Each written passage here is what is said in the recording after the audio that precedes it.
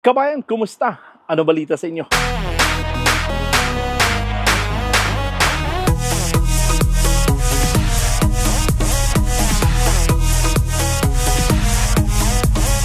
yun guys, meron tayong magandang opportunity na naman dito nga sa ating channel at sana po ay mapanood niyo buo upang kayo nga ay magkaroon ng ideya kung paano ba mag-apply, no?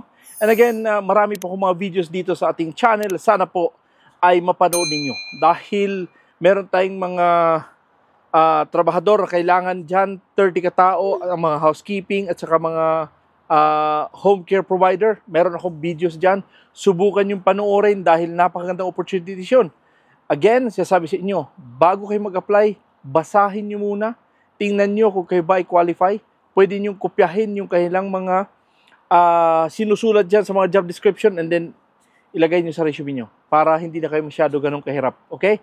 So, importante, sinasabi sa inyo na kayo ay magbasa bago mag-apply dahil merong ibang mga kababayan natin na sige lang, apply lang ng apply. Wala talagang mapupuntahan yan kung kayo ay nag-apply na wala kayo work experience dahil itong mga agency na to na sila ay talagang naghahanap sila ng mga tao na mga qualify sa trabaho dahil of course mapapahiya sila sa kumpanya at negosyo nila yan. Kailangan the best ang mga trabahador. Kaya nga sinasabi sa inyo, alam ko na marami tayong mga kabayan na qualify sa mga trabaho. Subalit ang problema dito ay yung kanilang resume ay hindi ganun kaganda. At tinuturo ko sa inyo, binibigyan ko kayo ng ideya kung paano mag-apply na ang inyong mga qualification, ang inyong mga resume ay ayusin ninyo. Dahil ang resume, yan ang puhunan ninyo. Dahil kung hindi maganda resume nyo, promise ko sa inyo yan, mahirapan kayo ng trabaho dito. Okay? So, but again, sabi sa inyo, marami po tayong mga website na pwede nyo puntahan. Marami po tayong mga website na pwede nyo subukan. No? Yung Job Bank, subukan niyo yung Indeed. Sa Indeed naman, kailangan nyo mag-sign in at i-download niyo yung inyong resume. Doon naman sa Job Bank, kopyahin nyo yung mga email nila doon sa pinakababa. Kopyahin nyo yung email, show how to apply. Kunin nyo yung email na yan at ilagay niyo sa email niyo, mag-email kayo sa kanila and then i-attach nyo yung inyong resume. Diba? Sabi sa inyo, hindi ganun kahirap. Kasi importante na kayo mag-research. Kung yung inyong mga gamit dyan, mga cellphone, i-download niyo yung inyong resume sa inyong doon sa Indeed, no? And then sa inyong cellphone naman, may mga option naman siguro yan na pwedeng magkuha kayo, ilagay nyo sa folder, tapos pag-apply kayo, i-attach nyo na lang yung mga resume ninyo. Okay? So again, sana po ay makapag-Canadian format kayo. Wala pong picture, wala po yung biodata na sinasabing married, single, address. Wala na po yan. Okay? Ilagay nyo email nyo.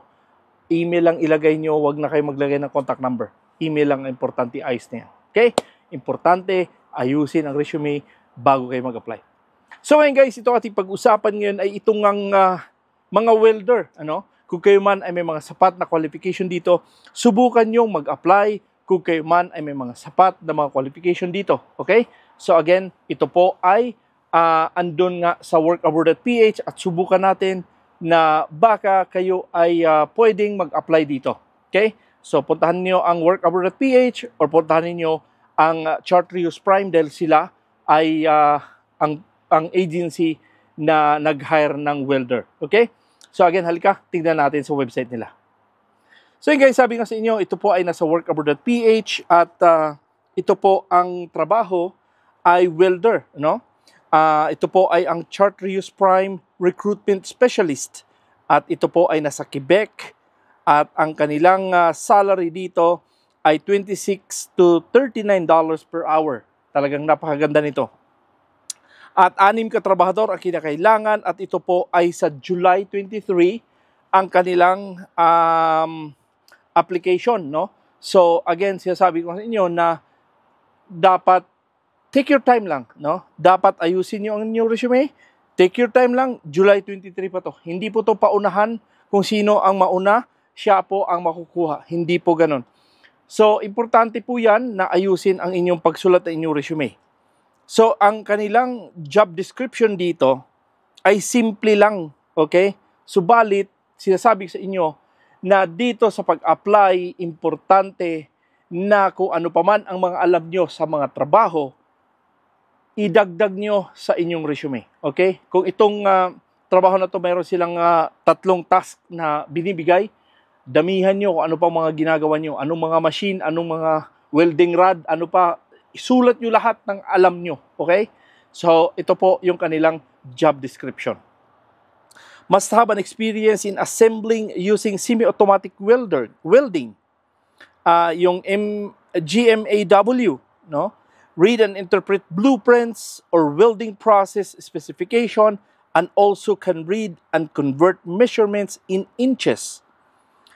Operate manual or semi-automatic flame cutting equipment. Okay? So again, sabi ko sa inyo na kung meron pa kayong mga alam sa stainless, sa steel, o ano pa bang mga machine ang ginagawa nyo, isulat nyo dyan. Okay? Masyadong simple lang to, pero bakit walang nakakwalify dito?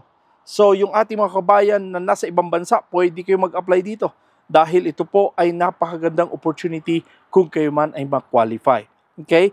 And again, ito po ang kanilang qualification. Kung kayo ay merong mga 5 years work experience, is required talaga to. Again, ito po ay mga high school. Kung kayo man ay high school, subukan nyo to, applyan. Kung hindi naman kayo high school, medyo mahirapan kayo dito. So, again, kaya nga sinasabi sa inyo na magbasa bago mag-apply upang malaman ninyo kung ano man ang mga qualification. Ano pa ba ang additional qualification dito? If high school graduate only, must have a JETCO or OTIT certificate of completion of technical internship from Japan. Ako, napakalayo pa.